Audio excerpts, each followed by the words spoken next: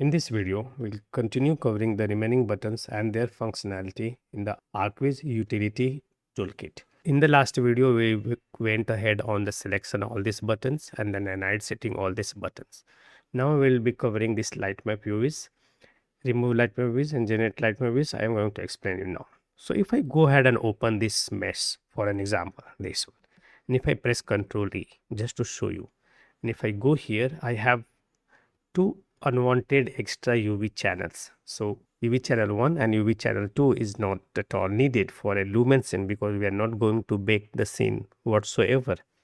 And if we have this UV channel for across all the object, then we are wasting a considerable amount of memory to store all this channel array information. So it's always likely to be removing these UV channels if you have any extra other than 0. You can go ahead and select and then click remove and remove it, but that's going to be manual and time consuming. Instead of that, what you can do, select a mesh and now you want to remove the Lightmap UVs. All you have to do is just click on remove Lightmap UVs. Done.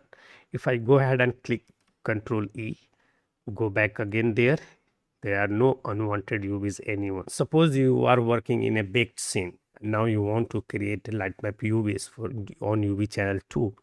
So all you have to do is you have to select the mesh you want to create the Lightmap UVs and just click generate Lightmap UVs. And this is not going to generate Lightmap UVs like the way Unreal Engine Datasmith does here. This button creates the Lightmap UVs the best way possible that anyone can imagine. So now if I go ahead and since I have clicked on generate Lightmap UVs, if I go ahead and click Ctrl E and then if I go here, we have UV channel 1 now, and if I click on it, you can see how well and amazing it has done its job, right? So this is not just a Lightmap UV creation, this is a beast in creating Lightmap UVs. So if you are working in a baked lighting scene for a VR experience, this is going to be insanely useful for you. You just go ahead and not import. So if you are going here and importing Datasmith, do not enable generate Lightmap UVs and then select all the static mesh in the scene and just go ahead and click on this and it will generate Lightmap UVs of every object in the scene the best way possible and you can imagine. Suppose let's see here, if I press Ctrl E and then if I go here, we have this garbage Lightmap UVs wasting so much space here and also kind of overlapping somewhere here, right? So what I will do, I will click on remove Lightmap UV and then I will go ahead to see it has removed it, right? And I will go ahead and click generate Lightmap UVs. Now if I open it, I go here and the same mesh, so perfect UV is generated now. So you can imagine if you're working in a baked lighting, how it's going to help you. It's insane. I have done a lot of project using this and it was an amazing experience. And still every time I have to do a baked lighting scene, I use these two tools according to my requirement while I'm doing the scene. So now let's move to this organize, move to single folder, right? So to understand this, if I go ahead and press Ctrl B here, so mesh is in a folder named as geometry, material is in somewhere, and then if I go ahead and open this material instance and then I search the texture is in another folder, which makes things very hectic to handle the material of this mesh, right? So what I will do is I will press Ctrl B to understand the functionality of this.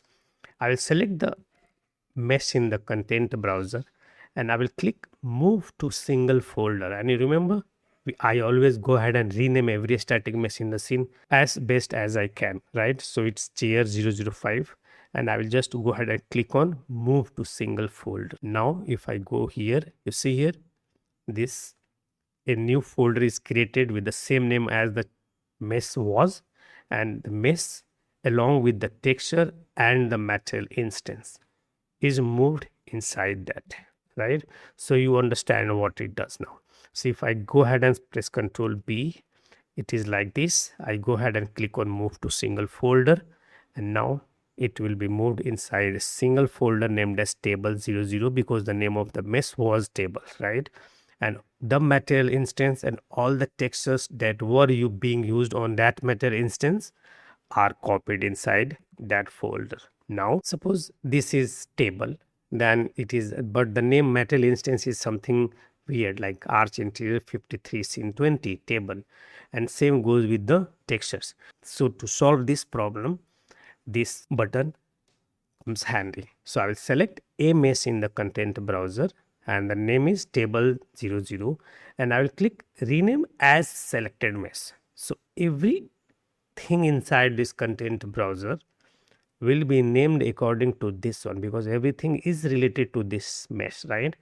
And I have already named it properly, so I can just go ahead and click rename as selected mesh. And now you see table00, then mi because it's a material instance already renamed as table00, then texture, and then base color, texture reflection, then texture. If he doesn't understand what it is, that the name of that synonym of reflection, normal or roughness is not there, it will automatically add a number over it, right? And then you see here bump map and 6 and then so on.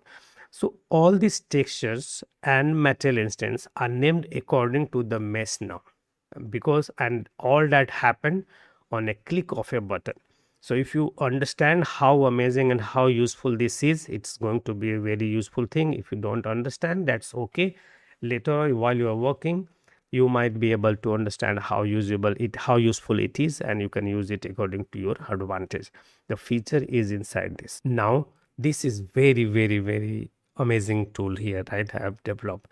So if you go ahead and import everything inside this Datasmith, right, then the biggest problem is when you select a mesh and mesh material has a mask texture, it still brings as translucent in Unreal Engine. It doesn't detect as masked. So any foliage you are importing from Max to Unreal Engine, and that foliage is using mask texture, that means it should be a masked material. But Unreal Engine and Datasmith, the default Datasmith, brings everything as translucent, which is a huge problem.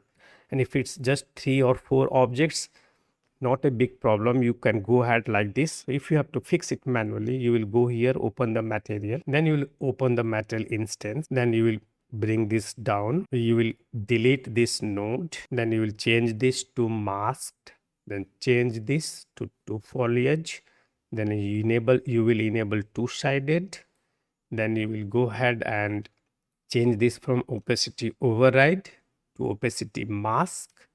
Then you will go here in base color and you will apply this on the subsurface.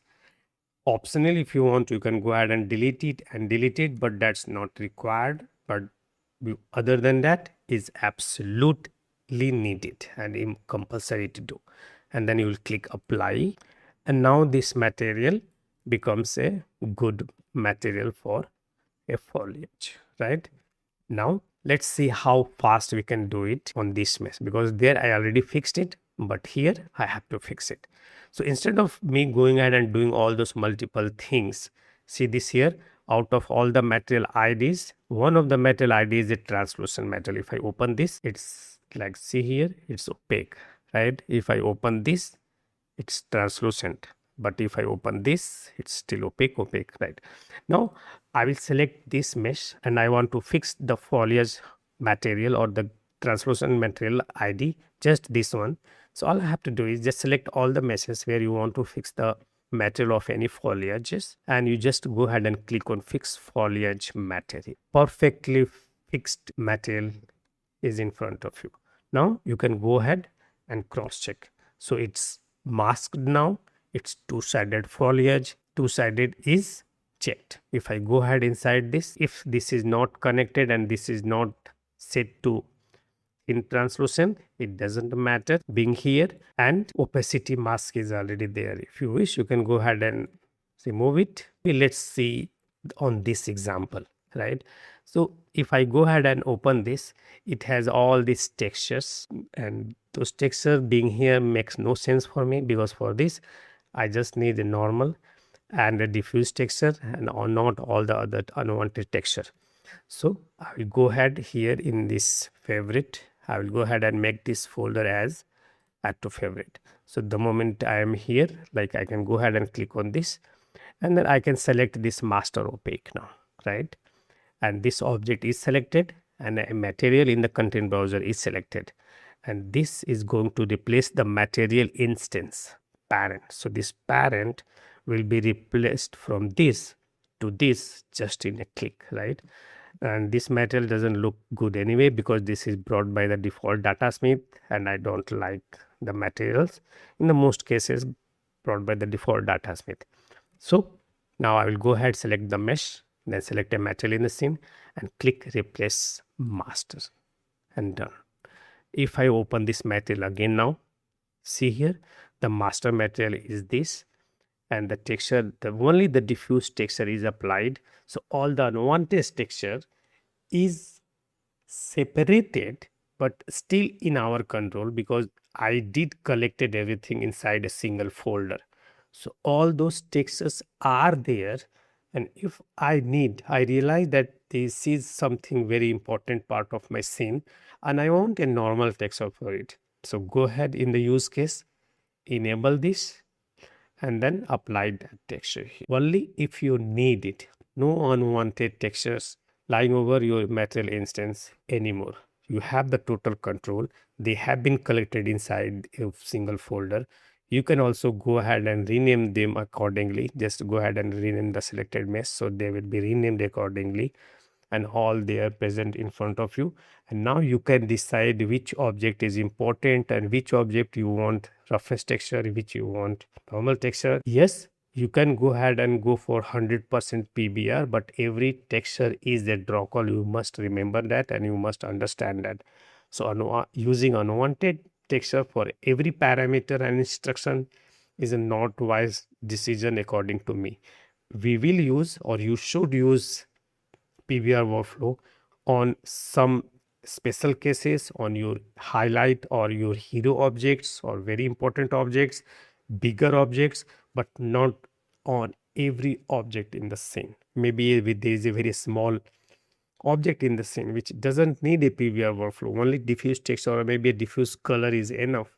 So why you are going to spend all those additional draw calls of applying all those additional textures or multiple instructions on the material instance, right? So to solve that problem, all you have to do is you select a object in the scene. See here, this also having unwanted, all those unneeded texture here. So select this, select a material in the scene, and then click replace master. If you open now, all the unwanted instructions gone, and you can go ahead and also collected it. So before you used it, you can go ahead and collect it, or you can just go ahead and see here, you can just apply any texture you want accordingly. So in this video, I covered all these buttons and their functionality and how you can use them based on their requirement. I will cover the rest of the buttons and their usability in the next video. Till then, have a great time.